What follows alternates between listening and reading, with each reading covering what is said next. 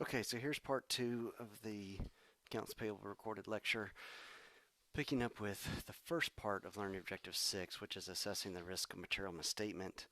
Um, so thinking about some potential misstatements here. So after I've got evaluated my the client's inherent risk, I'm evaluating the design of the controls.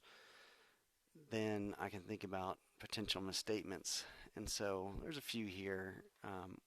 I'll just go through a couple of these, not all of them.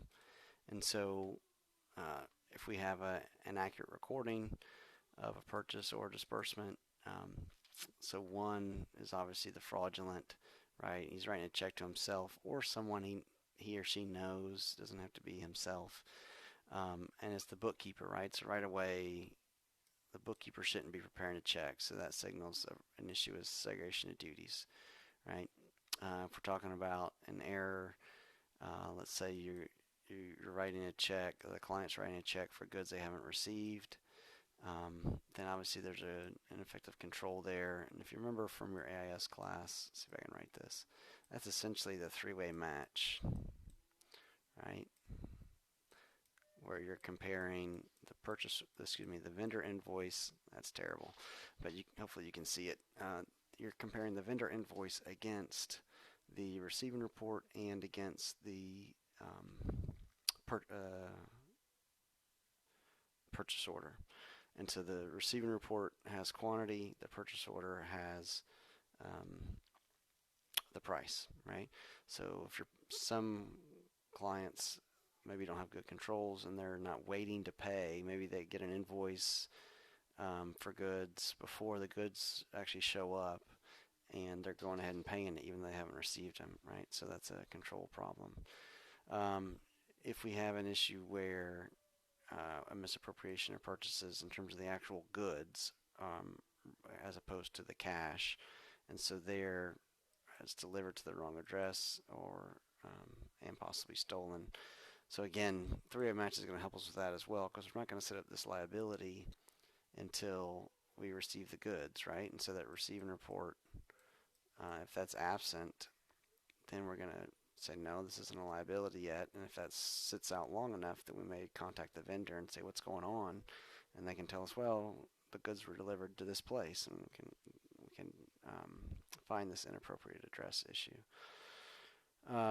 Cut off, right? That's kind of straightforward for most of these, just making sure that they're in the appropriate period.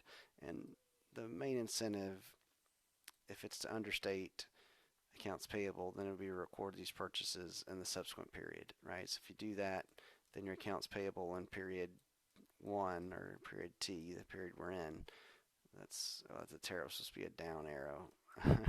The accounts payable is lower in that period, and so a lot of times when we saw this fraud, we're basically getting to the control environment, right? Issues, basically this pressure to perform along with this lax oversight, kind of creating that condition. And just a couple of flags here that suggest there's a higher risk. Subsidiary records not being in agreement with the general ledger, and so that's the subsidiary, the AP subsidiary ledger, right? The AP subsidiary ledger not in agreement with the general ledger account for accounts payable, right? So if I add up all of the vendor accounts in my AP subsidiary ledger, that should equal what's in the AP account of the general ledger, right? If you remember, you did that. That was one of the things you did in the SUA, where you made sure those equaled. Another indication is we have an inconsistent use of receiving reports and vouchers. Vouchers are just an authorization to pay. You may have, again, we kind of mentioned this before on the last slide, purchases aren't recorded until the payment's made. You have a lot of past due accounts payable for your client. That suggests there could be a problem. And so that would suggest that you might need to do more substantive procedures in that situation. Because again, we're kind of working our way through this audit risk model, and so now we've assessed the risk of material misstatement based on inherent risk and control risk, and then we're going to design audit procedures. Now, and I wasn't always great about this in the earlier topics, but really this test of controls really belongs under the control risk column, because what we're doing here initially is we're kind of doing this planned control risk, right? And what is that based on? That's based on these pieces up here, which are the design, right? So the design helps me figure out the planned control risk, which allows me to at least initially come up with a preliminary detection risk. Then think about how do I want to do my field work, right? How do I want to split out my testing? If there's some good, if the design is good, then I want to spend more time testing controls. Obviously, if it's not so good, then I want to spend more time doing substantive testing, right? So I need to kind of understand on the front end what my preliminary or my planned control risk is, because that helps me plan out my testing. When can I do this testing, control testing versus substantive testing, all that kind of impacts it. So then once I do the control testing, then I can update my control risk, right? And we talked about that as being the assessed. Oof, this is painful. Assessed control risk. Writing with a mouse is just not as easy as it sounds. Um, I'm coming up with an assessed control risk based on the test of controls, and that assessed control risk kind of helps me finalize. Once I put it in, it helps me finalize my detection risk and kind of finalize my substantive testing. And so do I need to increase that substantive testing or decrease it based on the control testing that results? So some control testing, and obviously again this depends on what is found in terms of the design of the controls. But so we can do these postings. These could be from the AP subsidiary ledger. Oops, it's supposed to be an A. So if I can make that into an A, barely. So that's the AP subsidiary ledger. And so then going to the control account, that's just another way of saying the general ledger, right? GL. So if I'm going in this direction, right, I'm looking at the postings in the subsidiary ledger, comparing against the general ledger. Those should line up in terms of the amounts, and so that's going to get me to anytime I'm going forward in the kind of the accounting cycle, that gets me to completeness, right? If I'm going to start with the subsidiary ledger and then go back to supporting documents, even though the sentence is the wording's kind of sounds the opposite, but vouch to supporting documents a sample of postings, right? Let's just flip those around. So vouch a sample of postings in the AP subsidiary ledger to the supporting documents. That's what that sentence really means.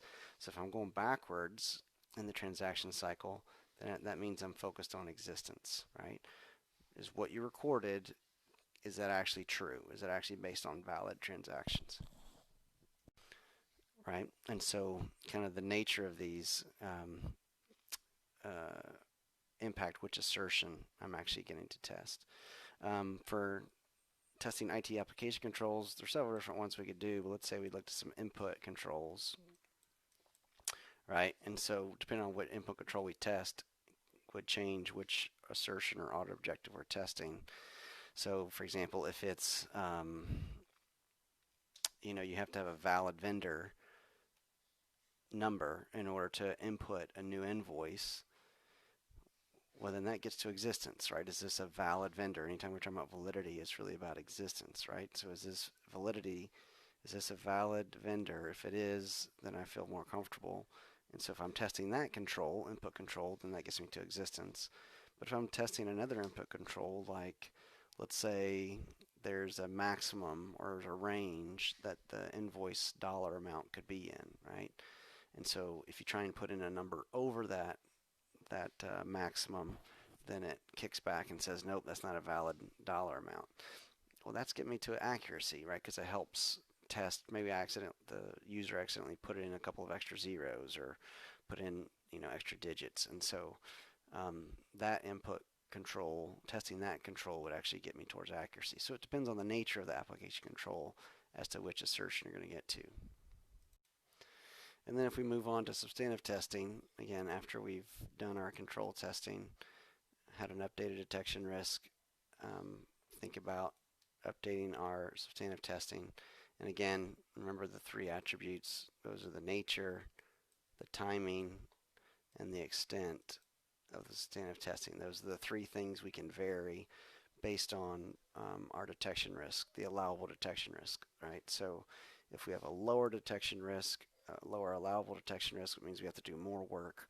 And so we might have to do externally generated evidence, right? We might have to do timing at the end of the fiscal year as opposed to during it. And we might have to do larger sample sizes, again, in order to have procedures that can get to a lower detection risk. Those are the three attributes we'd have to vary. All right, and so I'll stop here and then I'll start with another video for the rest of substantive testing.